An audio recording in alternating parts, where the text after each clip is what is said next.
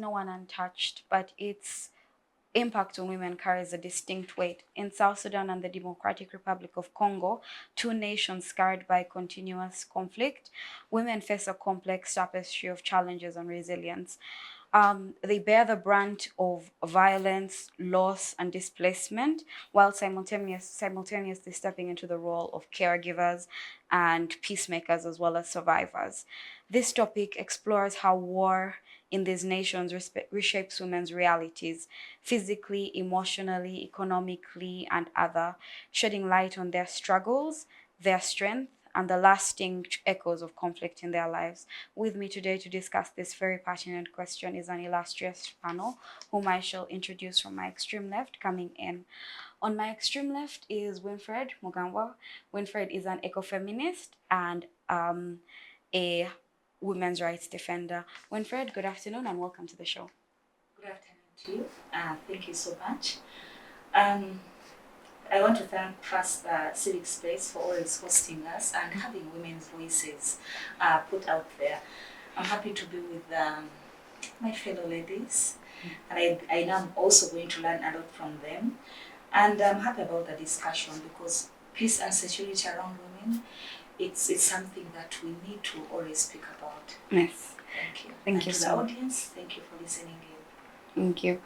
And then right next to her is what should be a familiar face, Nancy Caroline Ayot. Nancy is here with us every week. Nancy is a feminist lawyer and a writer. Welcome to the show again, Nancy. Thank you for hosting me, and thank you viewers for tuning in. Okay, and right next to me is another individual of profound knowledge, Omega. Profound Nyeko. knowledge. Yes, the bar is being set high.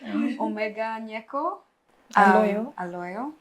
Omega is a lawyer and a communications and advocacy officer with FIDA Uganda. Good afternoon and welcome to the show, Omega. Good afternoon. Thank you for having us. I'm sure we're going to have the best time today. I do believe so. I really do believe so. So, ladies, we shall delve right into the topic. We are speaking of conflict-ridden countries, the DRC and South Sudan in particular. But I believe before we go ahead and break down the impact on women, it is pertinent that we understand the origin briefly of these conflicts, these nations.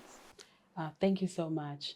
I'll begin by saying that these conflicts and the reason why we discuss them together, not just today on this panel, but out there, is because they're about power and resources, but also they highlight how much inequalities trickle down to the most disadvantaged people.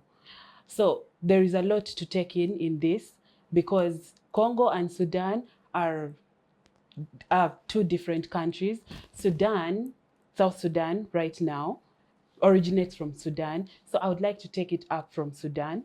And we have to say that Sudan had already from al-Bashir's time in 1993, already faced difficulties in terms of ethnic cleansing and genocides towards indigenous people. That is the people of Darfur, the Nubians, and the people in the Blue Nile. And during that time, it was so much that it eventually led to the split of a country because there were lots of things that were being contested, that were being debated in these conflicts.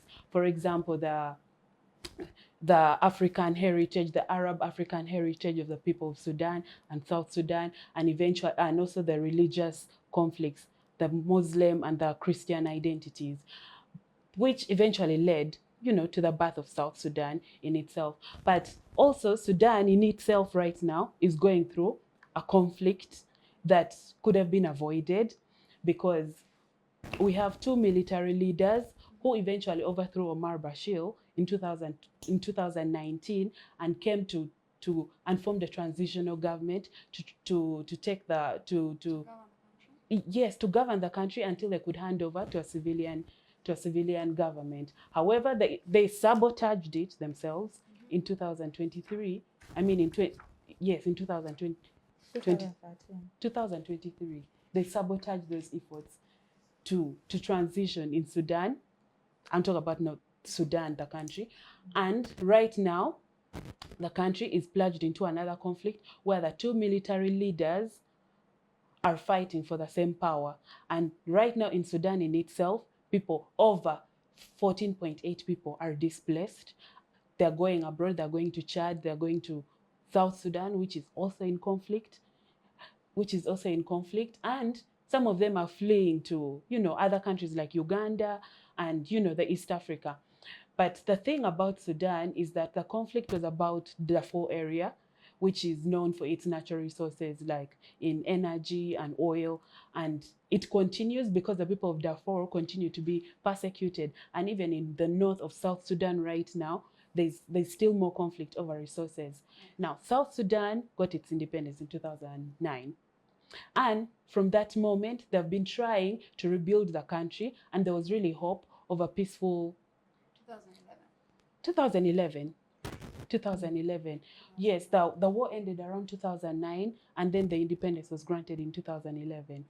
Yes. So from that time, they've been trying to build a government that could sustain the country. However, let's note that from the time that they got independence, elections have never been held, and there is a power struggle between the vice president and the president.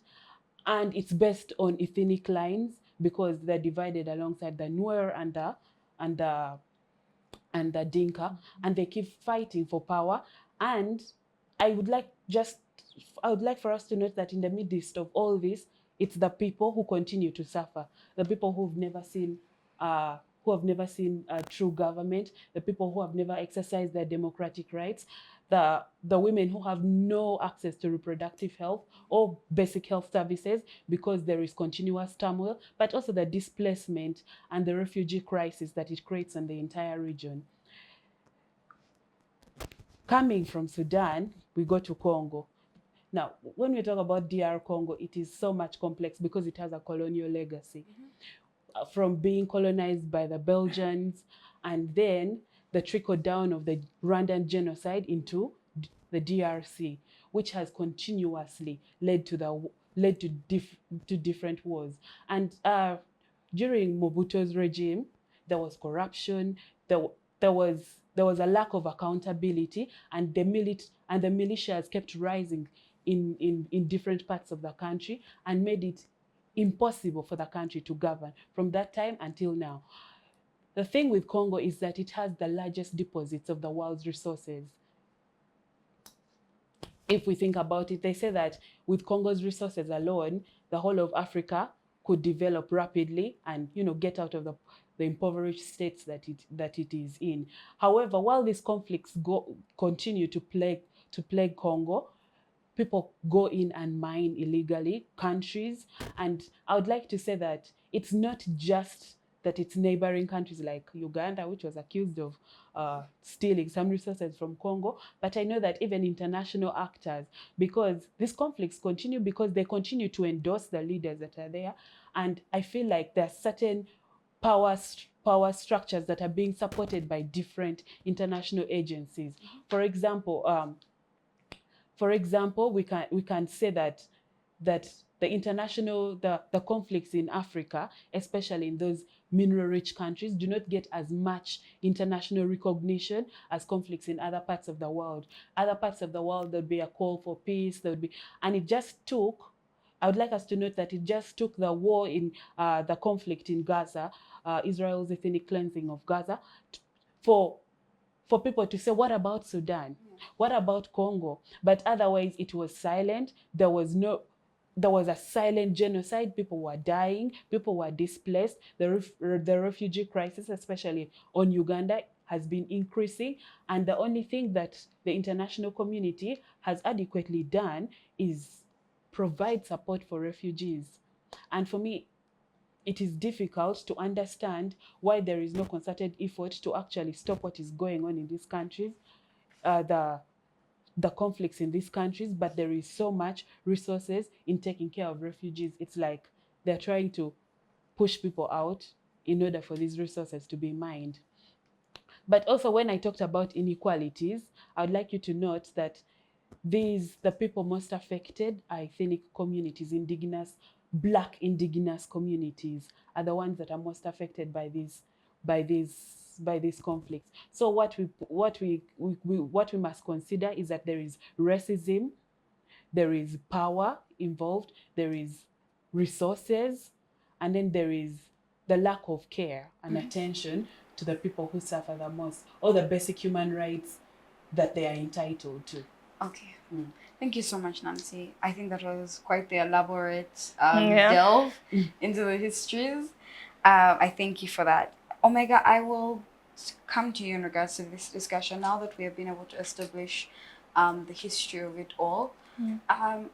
Please talk to us about the unique challenges that women face in these conflict-ridden areas. Oh, so women, when you see conflict, like Nancy has said, she painted the perfect picture of what conflict is. Oh, there are people that are fighting, there is this and this happening. But where does it all start from? It starts with your right to citizenship. So as Danita, you're a Ugandan citizen. You're entitled to living in this country, staying in this country, working in this country, having children in this country. So when I was reading the topic, I don't know, I got a bit emotional, even sad, because I kept reading and saying, oh my God, this is not even just purely academic, it's actually really sad. So imagine we wake up in the morning and we can't even do this. You can't dress, you can't do anything. Like the war has started, right? So it stems from your right to citizenship. You have the right to have citizenship. Then when you have citizenship, you have certain what? Rights. You have the right to liberty. You have the right to start a family. You have the right to sexual and reproductive health rights. So that is the perfect person in society, right? So where does conflict come from? I read somewhere that African societies don't even have conflict. We just have a problem with managing social conflict, right? What Nancy has described is managing social conflict. Your two tribes, you can't resolve how to rule the country. There is no one who has come with missiles bombing you. It's just a disagreement on how you're going to handle what? Social matters, right? So you're disagreeing, you're in that state. Now what happens to your citizens in Sudan? You have Riek Machar, Salva Kiir, two people, the country is in dishevel, people have to move, right? But in all this, you have to consider, even before the conflict started, what was the place of women in what? In society. They are seen as subordinate people, they are seen as property, they are seen as wives. So I came across the word spoils of war. Like you're the spoil of war. Yeah. Like war has happened now. There is no more constitution to care. I have the gun, you're a woman. This is my spoil. I remember back then when we were children, they would tell us stories about Obote's soldiers and Obote, even the movement soldiers, just soldiers during the time of war, they would enter houses and what they find would be their spoils, right? So I found you, I have some sex with you, actually I rape you, I sodomize the man, I do this. So that is the picture of it. That is the picture of conflict. So it's very unique because when you look at women in conflict areas, we usually look at it as women in the time of war. There are so many different clusters of women. There are women who are in the war itself. Then there are women who are migrating. You saw the news when the Ugandan embassy was bombed in Congo. Yes. Not bombed, like bombarded by people. Can you imagine that scenario? There is a young lady who told us her friend was working at the embassy. So women who are in conflict, you don't even have to be a citizen. You just have to be a woman at the time it is happening. You're at the embassy working as a secretary, and then people are there. People have started looting. You don't know what to do. Where do you go? There is no home. So let us start from the fact that there is no going back home. There is the belief that these people who are going this side may be going to the right place. So I might as well move with them. So there are women who are in migration, that transition. There are women that are stuck in the war. I'm going to use a lot of examples. I have a colleague called Shainaz. Her parents are in Sudan, the Upper Sudan, and her family is all there. And I remember when they ran, her grandmother stayed. Her grandmother refused to leave. So the grandmother said, the soldiers came and found an old woman. And they just told her, cook for us and we eat and go. So now when she's telling that story, she said, do you know how many more ways that story could have gone? Yeah. They could have raped her, they could have done this, they could have... So women in conflict areas, it's really to understand that your liberty and security as a person has been... I can't explain it. When we were called to be on this panel, I said we are not even worthy to talk about it because you have no idea. And I had my own personal reflections of my grandmother as a woman from Congo. And I remember she never used to talk to us about women in conflict areas. So when I was reading all this, I was trying to reconcile and say, was this really the state of what? Of things. So you're moving, the government is fighting. It's not even women, by the way, even men. There is a gentleman, I think he's called Thomas Oyuelo. He gave his testimony about being a man and how when the war was happening in Gulu, they were sodomizing men. And it was an act of power. Like the soldiers will say, we have conquered your what? We've conquered your men. So your position in the war is extremely unique because now you are spoil of war. You're not a person. There is no government to protect you. There is no liberty. When you live, when you're in the war, then you're in the transit. Then now again you come to the refugee camp. So what is happening at the refugee camp? I'm just painting the picture. You've arrived with your children. You don't have a cloth. If your daughter got periods on the way, that she would just have to keep walking. Because remember, you didn't carry clothes. Who thinks of pads in such a what? In such a time. So you're moving, and meanwhile, there are no taxis, there are no cars. You're walking. In a very unstable areas, there could be soldiers in the bush. You don't know. So by the time you reach the refugee camp, your head, it's not thinking properly. You're like a balloon. You're unaware. You're trying to understand what is happening. Then you reach the refugee camp. They are checking you for things. You give us your documents. You don't have the documents. The gentleman who could be stamping your documents may say, you first have sex with me before I give you what? I stamp your what? Your things. You're in the refugee camp. You could be a pregnant woman. You need certain nutrients. You're not going to get them. Because the refugee camp has what? Presupposed what? Meals that you're supposed to eat. So if it is portion and beans, it is portion and beans. Your children are there. They were in P5 in Sudan. When they reach the refugee camp, education first stops. Not so?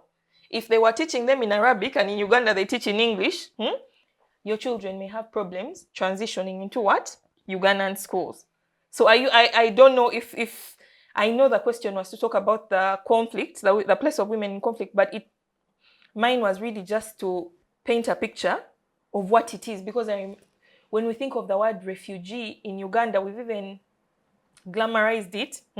As you know, these are the Sudanese that have come from Sudan. They have paid them some money. You used to hear those things. Sudanese have money. The United States government pays them. They have money. So and as FIDA Uganda, we're doing advocacy on making sure that refugees are not characterized as international students at schools. So a person is a refugee, they go to school, other people are paying $300, they are paying $500. That is double vulnerability. You have no money. So, but I think that paints the picture. A bit later on, if we have the time, I can share more. But I think that paints the picture just from when it happens to as you move. Then when you reach the refugee camp, even at the refugee camp, there may be other challenges. And of course, they're always there. Hygiene facilities, they're not there. You've seen how refugees live. It is a tent. So, Danita, with all the things that you have now, like just imagine we got you the way that you are and took you to Kenya, where people are speaking Kiswahili, and told you that is your place. A small little bed.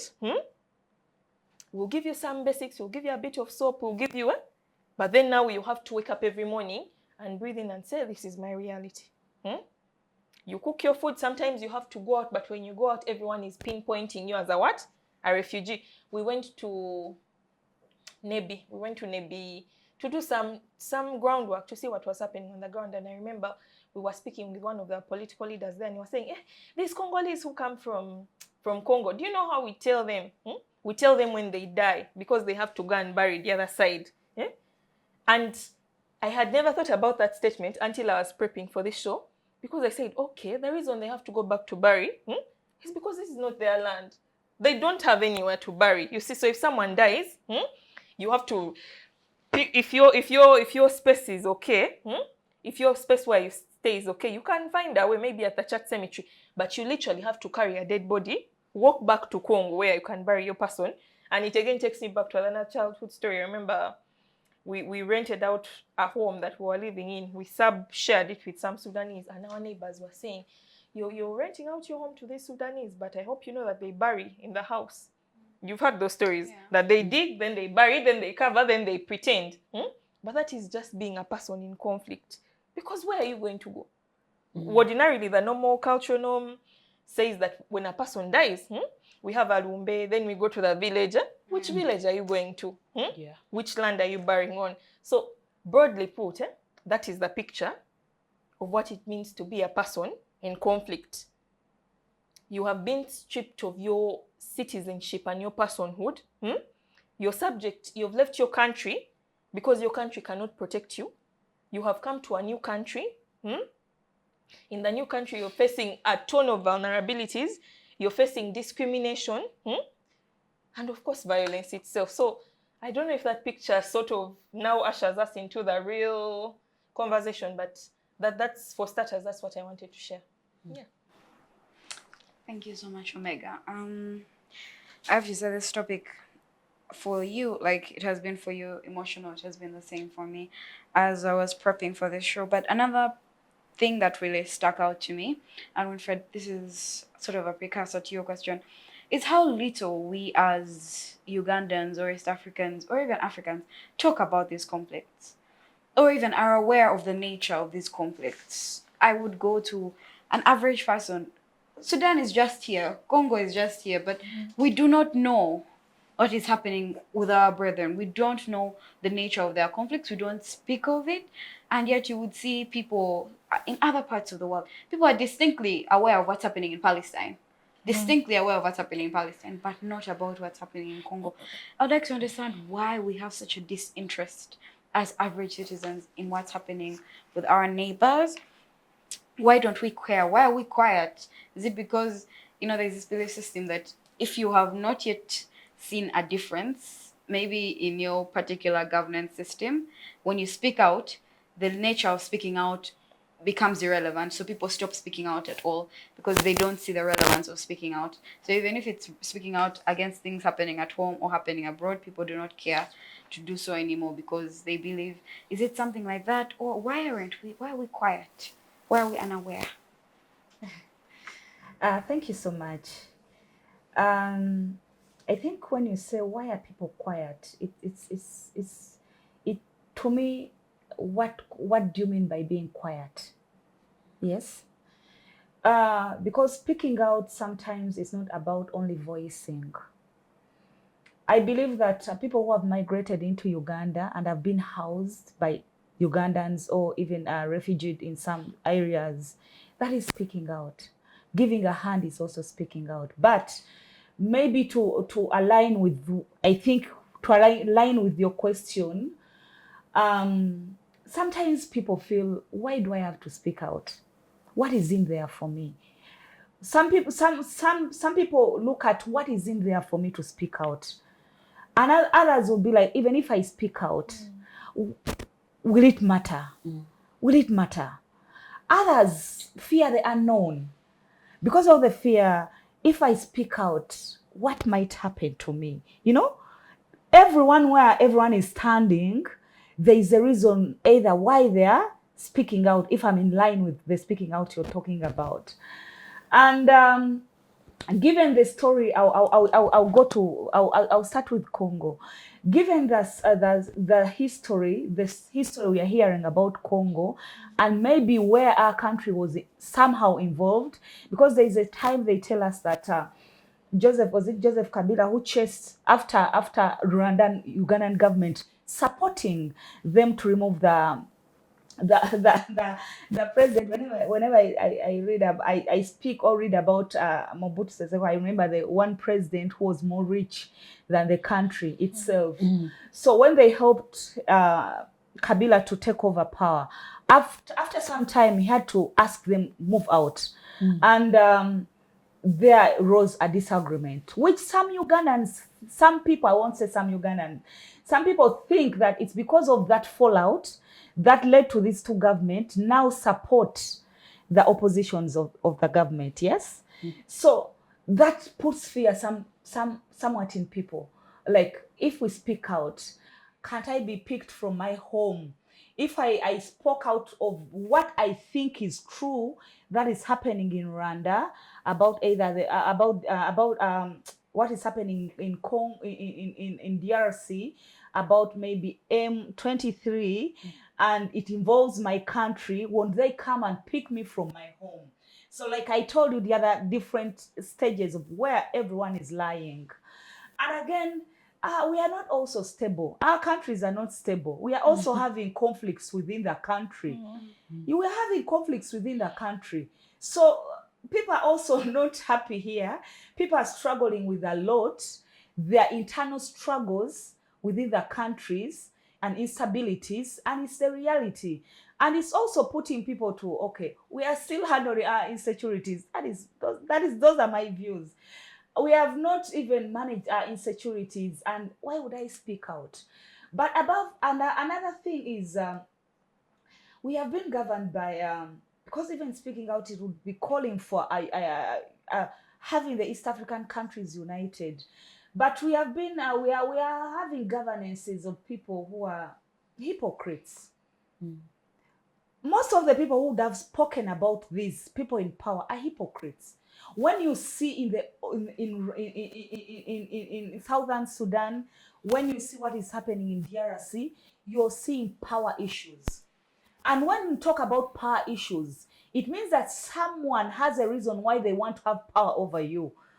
And when someone wants to have power over you, it means there is high level of hypocrisy.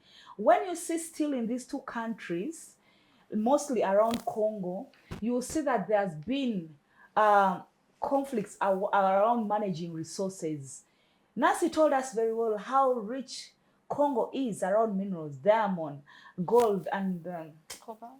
yeah, uranium, everything. So most of the leaders from other countries, the last war that was in Congo, and they say that it is one of the greatest wars after the World War II.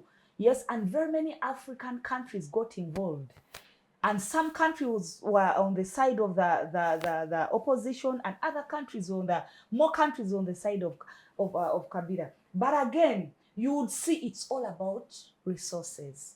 We talk about colonialists. We talk about people from the Western countries the coming in to exploit. But many times we overlook the exploitation within. And the exploitation from within is worse. African leaders are worse. To me right now, I would say they're being even worse than Europeans. Because first of all, most of them have suffered in their countries around insecurities. Most of them have an history of suffering, of exploitation. And they don't have good stories about people who have exploited their countries. Most of them in their leadership, you'll see that how did they come to power? They were fighting things like exploitation. They were fighting things like overstaying power. They were fighting insecurities in the country. But when you hear that they are part of, or they are not even coming up as leaders in Africa to unite to see that wars in these countries end, it is frustrating. Yes, yet we are also coming from the same history. DRC Congo has been, I think it's been a ground since the 90s. It's been a ground for wars. And it's saddening that African countries are involved. African countries are involved. So when you say that people are silent, people have what to say, but they even don't know where to say it from, or how best to say it, or because we are involved. As African leaders, we are involved. As African leaders are involved. And us as people, we don't know what we say if our leaders are involved. We are looking at also our safety. We will be safe. Yes. And again, you see that sometimes people keep quiet basing on let me say, I also speak from maybe why citizens are also keeping quiet. The stories we get, the stories people see online, on the videos, what people are going through, and then the stories we are hearing about our young women and men, soldiers who are going to those countries to fight. Yes, some people, their families have not come back. Yes, their family members have not come back. So having such a person to speak about that law, it is traumatizing. And remember, when we talk about, was it the Northern War, we all know what happened there. The post conflicts, the post stories that are around there also gets people in the position of fearing, because many people have not healed. Even survivors from the Ugandan northern wars, or even survivors, even in Luwelo, we will not talk about only northern, because me, I'm from central. Even survivors from the war when the government was coming in power, many survivors are still traumatized. So having people to speak about this, I would somehow understand, even when, but again, when we say people are not speaking, I'll go back to where I started from. People are still speaking different ways.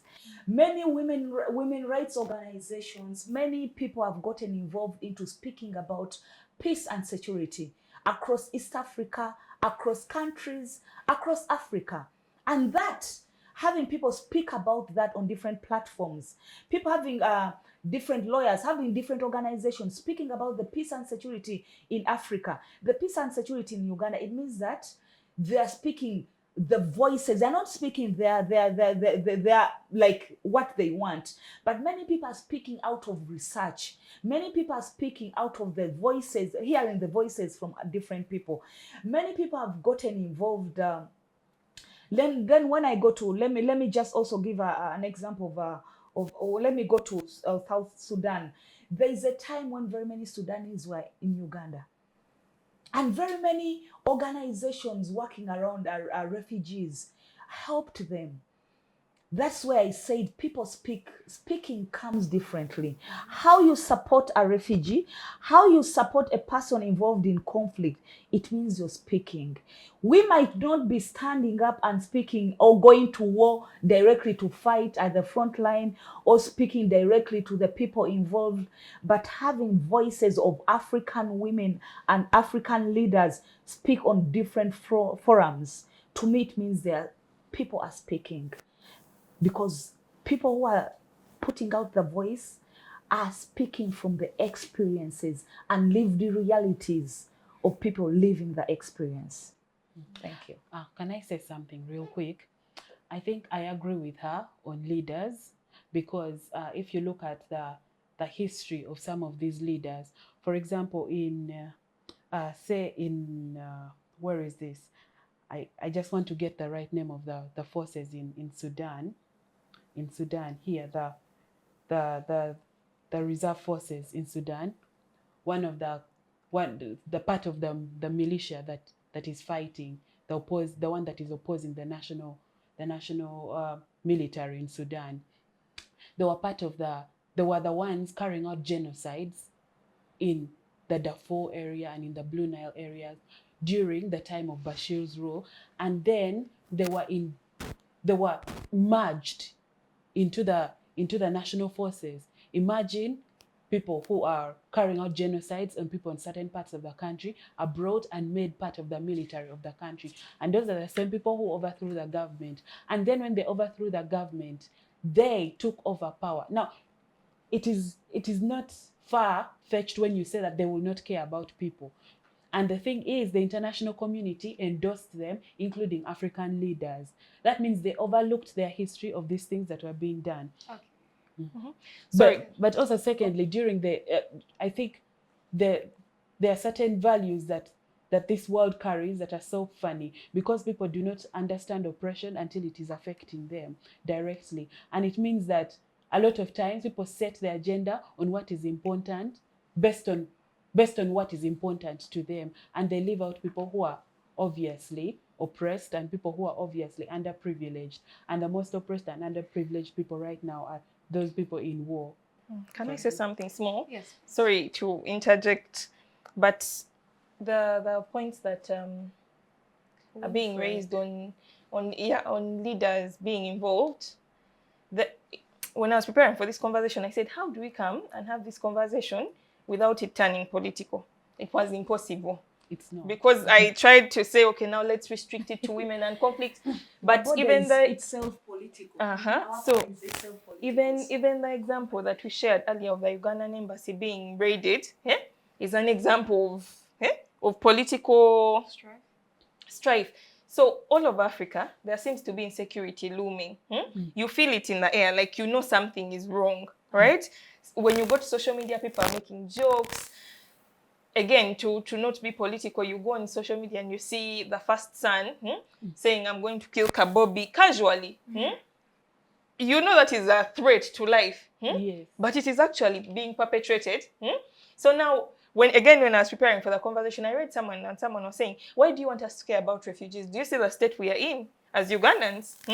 So you want me to start caring about a person that has come? Yet we are here, we are hungry, we are scared of wars. We are having the LRA war that maybe just happened. When you spoke about it, I remembered FIDA had an activity years back, and we went to the north and we convened people, because that was the time of the hearing of that gentleman. What is his name? Ongwen. So we went and we screened. We screened for people part of the trial to see. And I remember when I was reading the report, because I was not there at that time, I was reading the report trying to reconcile things. And the questions that the participants were asking were so heartbreaking. They didn't even know that they were supposed to be protected by what? By government. What were they asking? They were asking, okay, then what next? So you're trying to tell them about transitional justice, that, okay, what has happened? You're supposed to get this and this from government. Government is supposed to protect you. But that is the state. Imagine being in a state of insecurity for so long, that you don't care. You don't even know that someone has to be tried at the ICC. So for me, when we say African leaders are involved, there are names of leaders that you have had throughout this conflict that you can't ignore. You've had our president's name. You've had the Kenyan president's name. Yeah, You've had even the Rwanda's president's name. You just hear that this is the person doing this. This is the person doing this. So you even have citizens who don't know what is happening. Because the truth is, we do not know what is happening. Do you know what is happening? Do you know who is causing the war in Congo? Every morning you open your phone to see people pointing at each other. So there is a new allegation. New allegation. So for me, that is it. But again, even when we don't know who exactly, but at least we know that it is greed. It is greed and power that is leading people to do whatever they are doing in each country. I thought just occurred to me that we probably know more than the people in Congo. Yeah.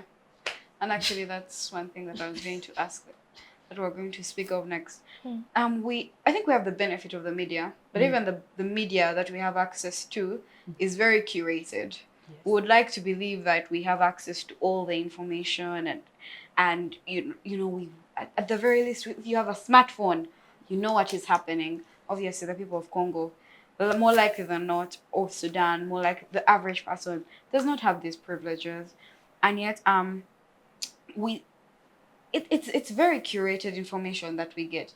Even what leaks down to our national media is, they'll give you a certain aspect of, okay, the maybe Uganda house here was bombed, or the Ugandan embassy here was bombarded.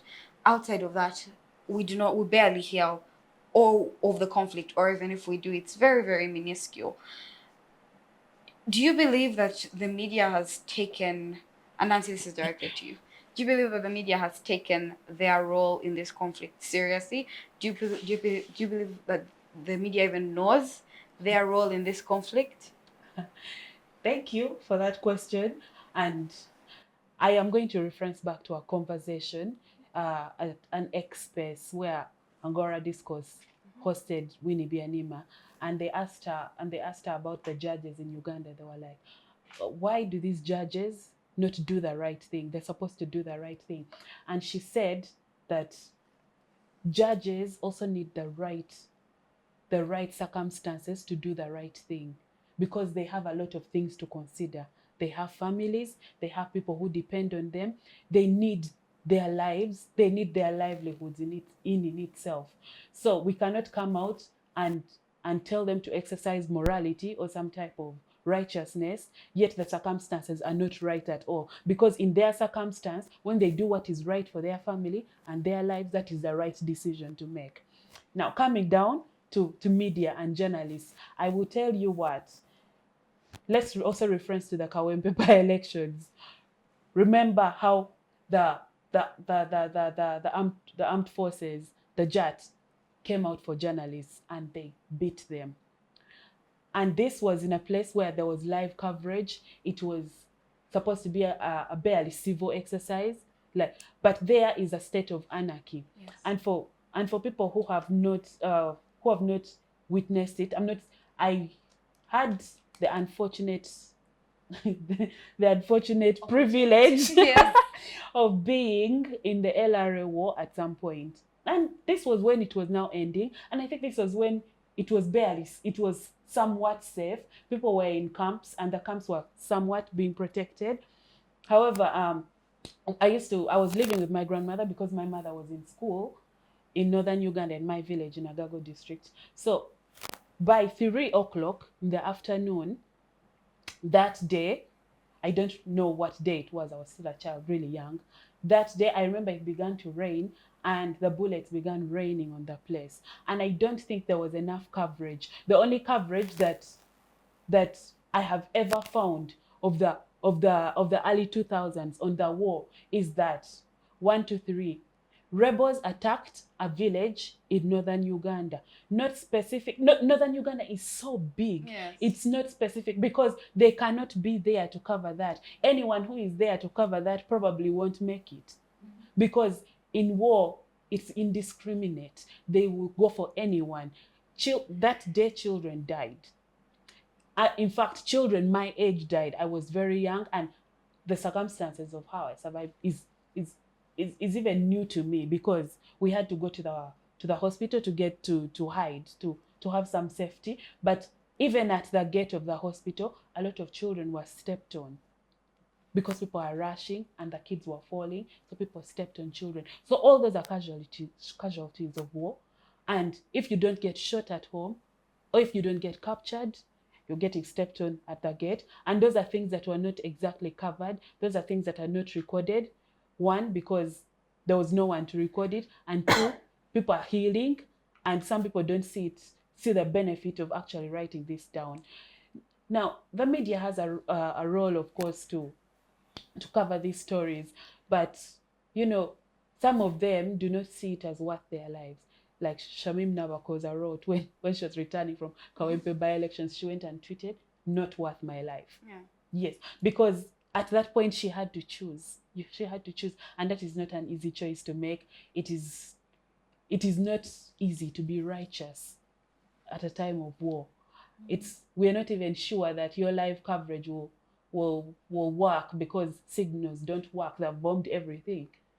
There's barely enough technology surviving, let alone organisms in the soil, because everything is destruction.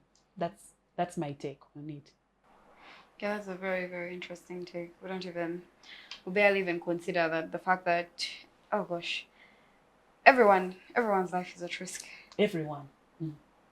Anyway, it's a very challenging situation. Omega, back to you. From historically, conflict has obviously brought about terrible challenges to the land, but it has also brought a distinct opportunity for certain customs and traditions to be altered. World War I came along. With World War I coming along, we had women getting more access to certain areas of society. They were allowed to work. Post World War I, women were allowed to wear trousers in Europe. I'm talking about here. Women were allowed to wear trousers in Europe. World War II came along. Women got more access to the workplace. We had much more women joining the workforce, simply because the instability comes along, and because of instability, the current systems are not done away with. They're utterly obviated, and new systems emerge. Usually, the women are the ones that stay around with the communities, so they have to take up new roles. Aside from being caregivers, now they're taking on roles of leaders. Do you believe that there's conflict, there's possibly opportunity in South Sudan, on the brighter side of things, in South Sudan and DRC, for the roles of the women there? Because you also know, I think we also need to understand that because these conflicts have been happening for decades, these countries have never had the stability necessary to reach where we have reached in regards to women's opportunities or women's placement in society. Some might say we're still lagging behind. That is obviously the truth, but we have taken significant leaps as compared to our brothers in South Sudan and DRC. So do you believe that this conflict, in a way, will play a role in the way... Will it open opportunity for women? Or opportunity will open. When I heard you say the word opportunity, I flinched. I said, which opportunity can be in this situation? But even before I answer that question, I kept hearing the question on media and what is happening in the media. For me, it's right now, it just feels like a hopeless conversation. I even wrote it here, hopeless conversation. Because even the media, it's so Eurocentric. They cover Euro stories. Yeah. There is just, the conflict is not only in Congo and Sudan. There is conflict in Palestine. Yeah. There is conflict everywhere in the world right now. We seem to be on the brink of some global shift. And certain powers are making sure that the conflict is serving them the right way. Yeah. So why should they stop the conflict, right?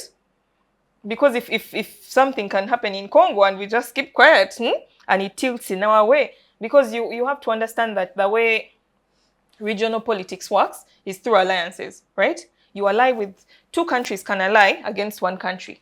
They block a water source for that country. Another country can ally with another country to make sure that there is no exit route for refugees coming from. So you see, that's how it works. So imagine human lives are the chess pieces in a game of power, right? So the media, you feel bad for them. No one can be righteous. You feel bad for them. We had that press conference, I think Nancy attended, on kids ABCJ and being released and all that. And I remember Honorable Salam Musimba said, "Nakunjerere," like it is just misery galore. What are you going to do?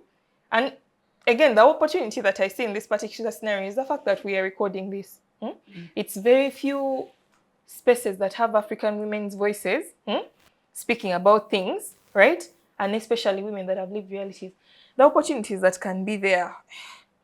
The only opportunity that I think could possibly come out of this is the rise of the international community in addressing this, right? So you see in Congo there is the whole mineral exploitation, gold, diamonds, cobalt, and you see that Apple has come under a lot of fire. A huge benefactor. Yes, huge benefactor in that Congo crisis, right?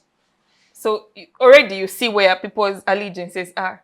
That there is a war happening, but you're actually not stopping mining. So first of all, the international community needs to be extremely honest. I one time tweeted, Nancy was talking about Twitter, and I remember one time I tweeted and I said, where is the inter in international? The inter means we are like this. The international community will come out and speak about gross human rights violations, but they have not taken it a step further. For me, I'm a big advocate of sanctions. Sanction people. Sanction people, let us all first suffer a little bit. You know, people think that a sanction is something nice. When you read it academically, a sanction sounds like we are going to levy a 5% tax on all goods coming out of Uganda. Let them levy it. You won't even get drinking water. Because the cost of importation alone to get the water. But those are some of the resources that the international community has, that the UN has, right? To put countries in check. Because there are countries where things have reached, there are people that seem to be almost untouchable.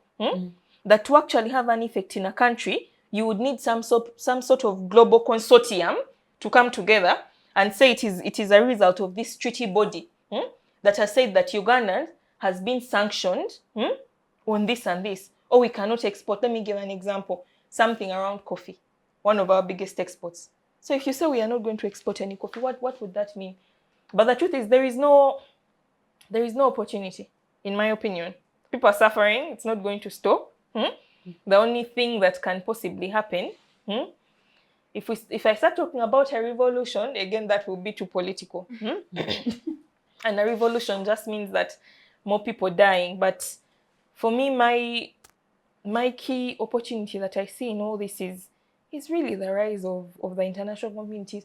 Embassies, you see, when an embassy closes in a country, an embassy is not just a place for dignitaries to sit. In law school, they said that an embassy is a country in a country. When you see the UK embassy in Uganda, you have seen the UK. So have you ever tried walking into an embassy? Do you know how difficult it is? Because these people, the ambassador is called Her Excellency for a reason. She's the representation of that country. And Americans don't take that lightly. The British don't take that lightly, right? So how come when Uganda's embassy in Congo was raided, it was another joke? Pictures were flying. You try it here. Try it here. Try to raid an embassy here and see the havoc that will come your way. They will shut down the embassy. They will deploy. International missions will fly in, take people out. It will be like a rescue mission. So for me, it is the place of, I don't know, the word is geopolitics. When you look at politics at a geographical level, this is not one man's fight, but it's a time for people to come together, and the UN, the African Union, it's time to walk that talk. Thank you. It also reminds me greatly of how people are protesting Teslas of Elon Musk. They've refused to buy. Some people are banning them, and I'm thinking, people keep saying the war in Sudan, the war in Congo, but no one is ready to let go of their iPhone. No one is ready. Everyone is ready to buy the next product that is released. No one is ready to boycott it. So we should all boycott. Is this right one? my iPhone. I'm just saying. But when you stop productivity in the Congo itself, then you have stopped it. You see, when you have your bank, your ATM, you see that little copper thing. Yeah, the microchip. Where is it gotten from? That is a mineral. So there are so many sectors that benefit from this insecurity. Because if you had security in Congo, it would mean there were regulations and there were taxes. But the moment there is no security, walk in and get what you want. Yeah. Okay, thank you so much, Winfred. For our last question of the afternoon, we have talked about we should do this, we should do this. Do the people want to do anything? Before I go to that question, I want to just add on something on what she has said. I believe women have done something. Yeah, women have done something. In the 2018 peace agreement in South Sudan, women were at the front line.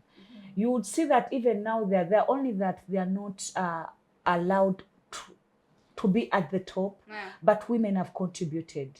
In Congo, is it Dr. Muwenge something? In Uganda, there is Betty Bigombe. No, I'm saying those in those countries. So the question why you asked, have women contributed to the peace? They have tried. Of course, there are limitations to it, but they have tried. In these countries, there are very many. There is a South Sudan Women Coalition on Peace and Security. It is doing a great work. There is one in DRC Congo. It is called it's called Peace. I've forgotten the name, but it is so much around, because in Congo there is an history of a lot of rape. Yeah, it is one of the grounds where rape is so much during wars, and it has been there because the country has so much been in war. Then there is that group, I think it's the one for Dr. Mwenge, which looks at help survivors of the war and people affected with war. It's a women-led organization, and there are very, very many other peace building organizations for women, and they're doing the best. So to me, I feel women are putting in their efforts, but because of other limitation around power still, other limitation of not being included in decision making, because these are men, the government are dominated by men. Those limitations are there. Like how is it more in those countries? Women have not yet gotten to the top place, but women are putting in a lot of efforts. So when we go to the question of it somehow I've like answered it when we say do people what? Are people Are they interested in putting an end to the conflict? People in those countries. No. The most pertinent force right now, I think, is the international community. People are interested. Yes, I agree that people are interested. People are interested. My previous answer also speaks to that. People are interested. That is why they are forming coalitions to put an end. That is why we are having different initiatives in these countries. There are very many women-led organizations. There are very many peace peace and security organization in those countries. Yes. No, but then these are sorry to interrupt. These are members of this community. I would expect really that the people of Sudan and DRC would be really, really invested in the end of this conflict. Maybe I but am getting to that. Okay, then. Hold on, sorry. Yeah, it's okay. When I start with people are interested, that is why they are trying their best to do whatever they are doing. Like when we say that our country is interested, I'll go back to what I said. In every war, by the way, where are we having a problem? In every war, there are beneficiaries of the war, both international and both internal. There are international people who benefit from the war. Why I say that international people benefit from the war, you'll hear stories of them supplying guns east, west, north on both sides. If someone is supplying guns on this side and you're also even supplying guns to a country which is supporting rebels, it means you're supporting a war. So problem we are having, we have people who have interest because of their selfish motives. Like we've talked about how people are benefiting from the minerals. People are fighting because of who is dominating this mineral, who is the one getting more of the resources. So because we have people who are benefiting from the fight, and the worst scenario of it, they're the people with the money, they're the people with the power. Yes, and those interested in ending the war don't have the power, don't have the resources to stop the war. And again, when we say that African countries, right now, let's give an example of the Burkina Faso president, and then the woman from Namibia. Is it Namibia, that first president who has put a sanction on US? I would expect right now every African leader to be doing that. I expect right now every African leader to be behind that president. Okay, they may not be behind him changing the AU to now the new one is Afro Union. Maybe they would not be interested in the Afro Union, but they would be behind him to speak one language, that we can do it as African leaders. We can do it even without Europeans. We can do it even without Americans. But because maybe we are cowards, our leaders are cowards. When we say that they are cowards, it doesn't mean that they can't go to war, because they are benefiting. When you start to benefit on someone's life, and you're not ready to have a ground where African can get there. Yes, some people say African can't do it, but also Europeans and Americans can't do it without Africans. We all need each other. I believe in everyone needs each other. So in this, if Africans unite, because as citizens, even if we needed the war to end, until the leaders we have put in place, because they speak for us, they have the power, they have the resources, until they unite. But right now, Africa is divided. So even as citizens, when we say that we have the interest of ending this war, because lives are being lost, women are being affected, no one would want even to hear a story of rape. Because it will, even you who is hearing it, you will get affected. You'll see people who are working around cases of rape. At some point, they also get mentally unwell. We don't want to have people migrate from because there are very many also things associated around displacement and migration. When we have a discussion around displacement and migration, no one would even want to be involved, also be part of that, because of the effects that come with it, or during and after. So even as citizens, even if we want the war to end, until our leader, and it's a call, for me it's a call to the leaders. It is African leaders that have to unite. Our leaders need to stop being greedy. The problem we have, most of the leaders for African countries are greedy. Yes. They are thinking about themselves. They are thinking about how they can step in power. How I didn't get her name, sorry. Omega said it. She thought of how can we not become political, but we are talking about things of peace and security. Yes. You can't separate peace and security and political. A conversation around peace and security goes around political issues. But again, you will see even all countries, You see the peace agreement I talked about in DRC. It is not effective enough. Even how at the beginning it worked, it didn't. But even when you look at all the countries in even if it's Uganda, and you look at the different peace and security mandates within the policies, and I'm not a lawyer, but you hear and also get called those small bits where you can understand when the lawyers explain to you, and you go home as a human rights defender, you interest yourself to understand. You read and you see these things are very good. We wouldn't even be where we are. But again, the implementation becomes a problem. Like how he said that when he said the environment we are in, the environment African leaders have put us in doesn't even favor for us to feel that we need the peace will come at one day. Even when we envision it and we badly need it, the environment we are living in makes us now to just sleep and dream about our poverty, dream about our suffering, dream about, but we can't give up. We've seen very many leaders, very many organizations. We can't give up. We can't tire speaking about this. That shows that we have the interest. We have the interest of having an Africa, a peaceful and safe Africa for every citizen, for every African, and for anyone who comes to Africa. Danita, your time, I know your time is so fast spent. Let me just say something about what you shared. Yes, people are forming coalitions and working, but for me, one thing that war strips you of is active participation in your country, right? So in cases like Sudan, where the whole country is at war, you may not even have the space to actually actively participate in coalition building, right? So now that's where the host country comes in from. What is the role of Uganda in the Sudanese war? Or the Sudanese conflict that is happening? I've told you, they're active. Even amidst this law, they are very active. Yes, they Last time the woman leading the Sudanese Human Rights Defenders Coalition, I had, because right now I'll give an example. There's sorry to mention it, there is a host, the host for defenders in Eastern Horn. Yes, we've had those women speak.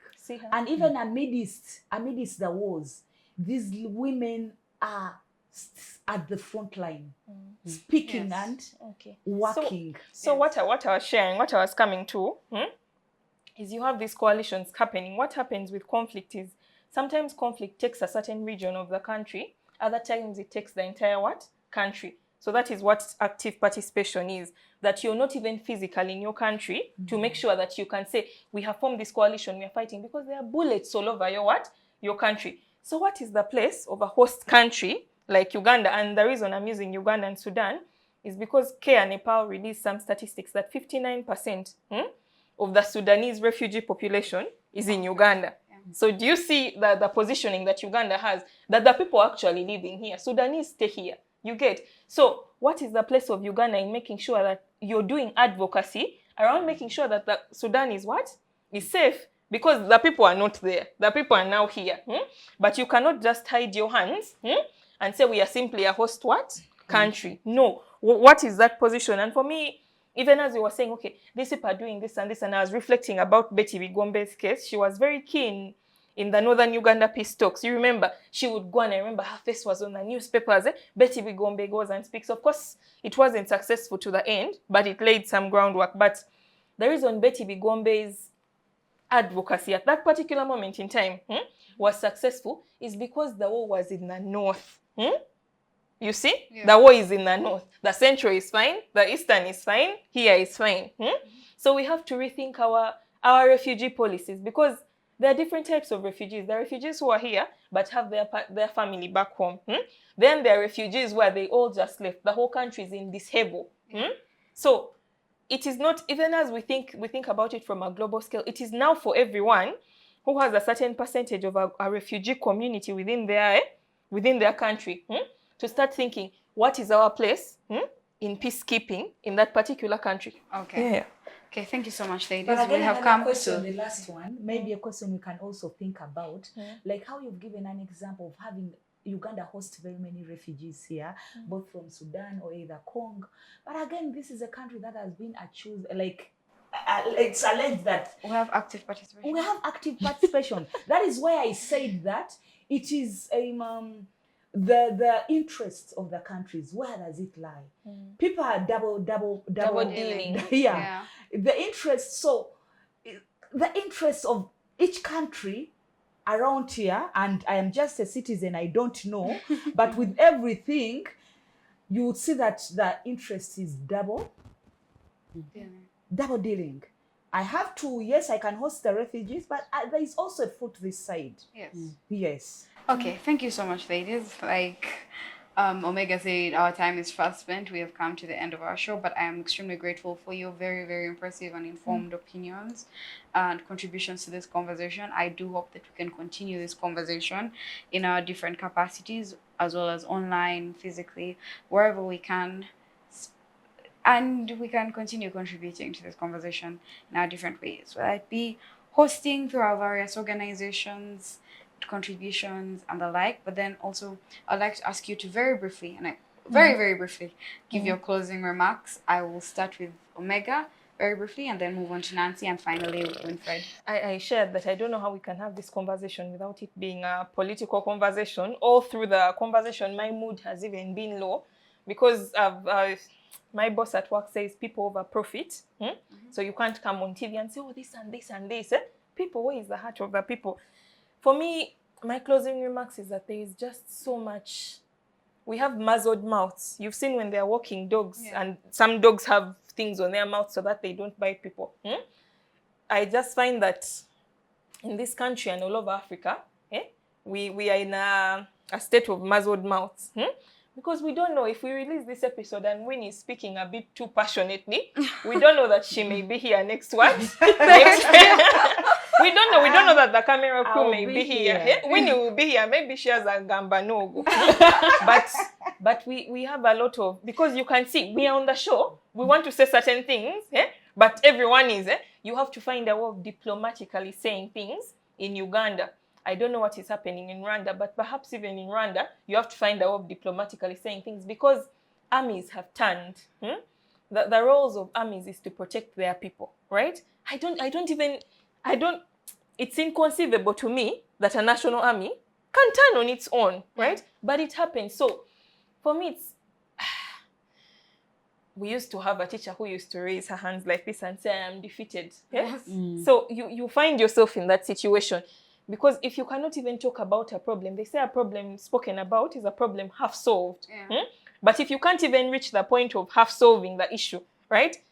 And this but the funny thing is this conversation is not even about Uganda. We are talking about Congo, but for some funny reason, we find ourselves in the boxing match speaking about our country. So it's to just keep speaking. Yes, there are a few limitations here and there for your own safety on how you can speak, but just keep speaking. Find the voice. Speak. Okay. Do your advocacy. Thank you so much, Omega. Nancy, your brief closing remarks. Thank you so much. I will be brief. Thank you. But mine is to just say that in all of this, the reason why I know about this conflict actively is because of the online activism of different women from those countries. They may not be in, but they're from those countries. They probably have relatives there. And for me, it is just to thank them for standing up, because this generation has seen a shift, and the media is helping us social media is helping us speak on different platforms, but also to call on people to question things. Yes. Why is Uganda doing this too much? Why is this president so concerned about this? Question things, because that is when we can begin to understand some things. But thirdly, also, it is something that I always say, which is the fact that people only understand injustice when it's happening to them. And I want people to be empathetic every day, because it could happen to anyone, and no one is safe in a war zone. Thank you so much, Nancy. Winfred, kindly your first closing remarks. Thank you so much. I speak not because I don't fear, but I speak because someone spoke before me, and that is why I can speak. And if someone fears and if everyone fears, it means that no one is going to speak. So and I will come back. We shall meet on the next show. We will, for sure. Yeah, we will. Yeah, Uganda, we are just neighbors annexed to the countries we are speaking about. And we are also not, our story as Uganda is not far from the story we are talking about. Yeah. And when we are talking about issues around women and girls, because when you look at the reports for UN and then UN and HCR, the numbers of the people in the refugees, it is the women and the children that are dominating the numbers. So we need to speak, and we don't have to see only women as victims of the war. Women are peace builders, women are economy, because right now people are in the war suffering around economically. Land is being grabbed. By the time war ends, people suffer to have land. So women are people who are going to be at the front line for economic resilience. So in these talks, as women, we need to be at the front line to speak, to support. Even just speaking about this law when I'm in, these wars when I'm in Uganda, it means maybe I am speaking for someone who is silenced. Yes. She spoke about people who are silenced. Yes, very many people are silenced. So when you have a position to speak about what is happening in another country, we speak. Because somehow we can relate it to what is happening here in Uganda. Yes. War comes dressed in different gowns. We have wars in Uganda that are happening, that we can relate to that. Yes. Thank you so much. Thank you, thank you for hosting us. Thank you so much for being here. Thank you again, ladies. Ladies and gentlemen, we have come to the close of yet another Tuesday afternoon. Thank you for staying with us until the very end. The conflict in DRC and South Sudan are not far removed from us. These are our neighbors, these are our brothers, these are our friends, and for some of us, these are our family. It is important that we take a more active step in whatever capacity we can to ensure that this conflict, the burdens of these people are eased, but then that we see these conflicts come to a stop in our lifetime at the very least. So let us take an interest and let us take steps in whatever capacity we can. My name is Turiho, Danita. I have been your host this afternoon. Have a good day, and I hope you join us next week.